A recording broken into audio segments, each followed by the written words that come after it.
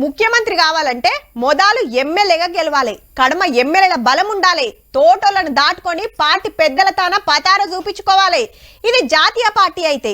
అదే ప్రాంతీయ పార్టీలు అయితే పక్కా అధ్యక్షుల వారే సీఎం, లేదంటే కొడుకో బిడ్డో అల్లుడో మ్యానల్లుడో. మీదికి ఎంత మంచి గూడున్నా లోపట ఉంటది కదా, గా సీట్ల నేనే ఉండాలని ఎందరు ఆశపడ్డా కూకునేది ఒక్కలేనాయే. నషివే కాదు సెంటిమెంట్ సుత చూసుకుంటారు. మీరు మంచిగా నజర్ వేసినరో లేదు, నన్ను అరెస్ట్ చేయండ్రి, నన్ను జైల్లో పెట్టుర్రి, నన్ను పట్టుకపోండ్రి అని ఊకుకంటున్నాడు మన రామన్న. ఓ 2 నెలలు 3 నెలలు నువ్వు జైల్లో పెట్టి పైశాచిక ఆనందం పొందుతా అంటే నాకేం అభ్యంతరం లేదు. మంచిగా పోతా, యోగా గీగా చేసుకొని ట్రిమ్గా వస్తా, పాదయాత్ర ఎక్కుతా. 40 నిమిషాలు చెప్పిన ఇంకెన్నిసార్లు చెప్పాలి నాకు అర్థం కాదు.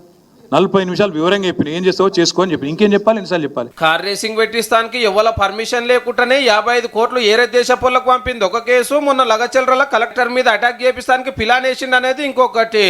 ఇంకో 2-3 కూడా బయటకు వస్తున్నాయి. అలా అరెస్ట్ కోసం ఆత్రపడుతున్నాడు సారు. నేనేం తప్పు చేయలేదు, నన్ను ఎట్లా పట్టుకపోతారని నిలదీస్తారు ఎవరైనా. కానీ ఈసారేమో రండ్రి జైల్లో పెట్టురు అన్నట్టే బతిమిలాడబట్టే. అయితే వెనకాలో సెంటిమెంట్ ఉందటుల్లో. జైలుకు వచ్చిన లీడర్లు అటెంక ముఖ్యమంత్రులు అవుతున్నారు. Jagan sir, Chandrababu sir, Revanth Reddy sir. Jharkhand లో హేమంత్ సోరెన్ సారు కూడా జైలు జీవితం చూసి వచ్చినాక పార్టీ గెలిచింది, మళ్ళా పెద్ద సీట్లకు కూకుంటుండు.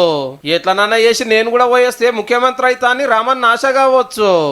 జైలుకు పోయిన వాళ్ళందరూ అయినరానా ఆ లెక్కన ముందుగాల వాళ్ళ చెల్లెలు పోయింది. మరి ఆల్రెడీ వాళ్ళ చెల్లెలు జైలుకు పోయి వచ్చింది. అట్లా కూడా ఈయనకు అవకాశం లేదు కదా. మరి ఢిల్లీ మందుదందా కేసులో కవితకు అరెస్ట్ అయ్యి 6 నెలలు తిహార్ జైలు ఉండొచ్చి నిన్నయాల మళ్ళా రాజకీయాలు చాలు చేసింది.